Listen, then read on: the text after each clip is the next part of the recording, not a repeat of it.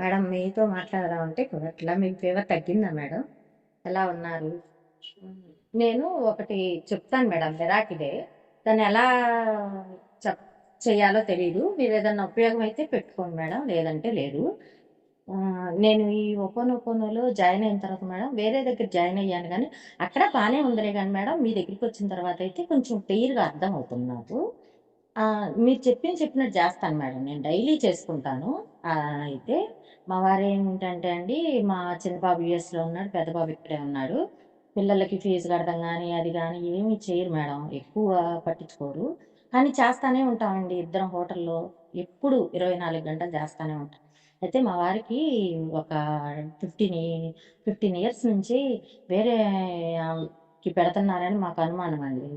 అయితే ఎంత చెప్పినా అసలు రివర్స్ అవ్వటము, తిట్టటము, ఎగబట్టం మీదకి, ఒక్కోసారయితే కొట్టటము అట్లా కూడా జేస్తారండి.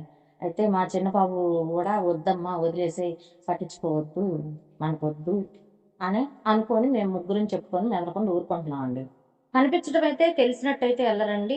తెలిసినట్టు చెయ్యరు. కానీ ఇష్టం వచ్చినట్టు ఇక అక్కడికే ఎళ్ళిపోతున్నాయండి మనీ అంతా.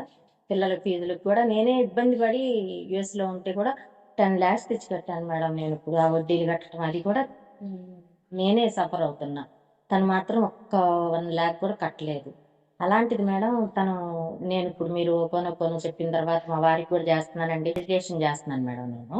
చేసిన తర్వాత ఏం జరిగిందంటే తనంతట తనే వచ్చి నాతో ఏం చెప్పారంటే, వాళ్ళు నాకేదో మందు పెట్టారు. నాకేదో బాడీ అంతా ఒక రకంగా ఉంది. నేనెవరిని చూసినా నాకు తిట్టాలనిపిస్తుంది, అరవాలనిపిస్తుంది. వాళ్ళొక్కళ్ళతోనే మాట్లాడాలనిపిస్తుంది అని చెప్పారు. చెప్తే నేనండి అసలు వదిలేసాను మేడం పట్టించుకోవద్దు, వద్దు అనుకోని, ఏమో మీ ఇష్టం ఎలా ఉంటే అలా చేసుకోండి మీ ఇష్టం అని చెప్పా నేను. అయితే ఆయనే క్లియర్ చేయించుకొని ఎక్కడికో ఎళ్తే పలానా మనిషి పలానా ఆమె ఇట్లా చేశారు నీకు అని చెప్పారంట. తనంతట తను తెలుసుకొని, తనంతట తనొచ్చి నేను మిమ్మల్ని చాలా ఇబ్బంది పెట్టాను. నేను ఇప్పటి నుంచి మీతో చాలా చాలా మంచిగా ఉంటాను. నన్ను నమ్మండి అని చెప్తున్నారు మేడం. కానీ మనిషిలో గూడా ఫేస్‌లో గాని, మాటలో గాని మార్పొచ్చింది. ఈ రోజుకి 4 డేస్ అయింది మేడం ఇలా జరిగి. ఆయన మారి, వెళ్ళి, తెచ్చుకొని ఇలా చేశారు మేడం.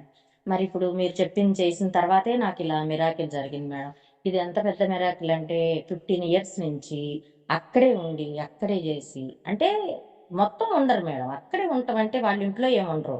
ఎళ్ళిపోతా ఉంటాయి. ఉదయం నేనొచ్చేసరికి టిఫిన్ పార్సిల్స్ వచ్చేసి ఒక 250, 300 దాకా ఎళ్ళిపోతాయి.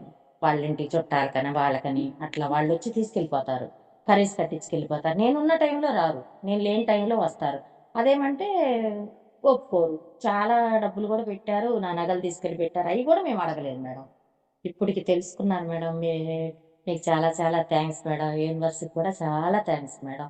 మీరు జెప్పింది కనెక్ట్ అయింది మేడం నాకు. చాలా బా జరిగింది madam. Thank you madam. Thank you so much.